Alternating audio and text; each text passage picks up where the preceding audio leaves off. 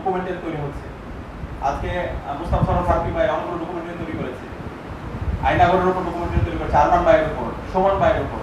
কিন্তু সেই ডকুমেন্টারিগুলোতে আমরা দেখতে পাচ্ছি হাসিনা এবং তার দোসররা সেটাকে নাটক বলতেছে।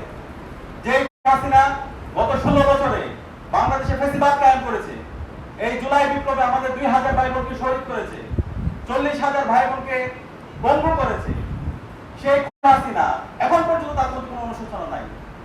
এই সবটাকে, এই সুসংবাদটাকে, এই আইনাগর, এই সব কিছুকে তারা নাটক বলছে। আমাদের ছাত্র জনতার পক্ষ থেকে স্পষ্ট দাবি, বাংলাদেশে হাসিনা এবং তার দোসরদের রাজনীতি করার কোনো অধিকার নাই।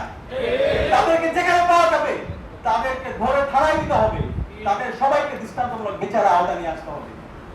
জার্মানিতে যেভাবে নাৎসি বাহিনীকে নিষিদ্ধ করা হয়েছে, ইতালিতে যেভাবে মুসলিমকে নিষিদ্ধ করা হয়েছে, একইভাবে বাংলাদেশে আওয়ামী লীগ, ছাত্রলীগ, যুবলীগ দোসরদের রাজনীতি করার কোনো অধিকার নাই।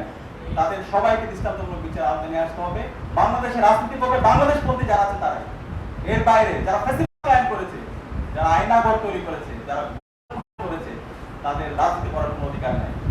এবং একই সাথে এই যে গণ খুন, গণহত্যা, শিশুহত্যা, এই সব কিছুর সাথে জড়িত রাষ্ট্রের যে ইনস্টিটিউশন গুলো আছে, এই ইনস্টিটিউশনের সাথে যারা জড়িত ছিল সবাইকে বিচারের আওতায় নিয়ে আসতে হবে। সকল কিলার জেনারেলদের বিচারের আওতায় নিয়ে আসতে হবে।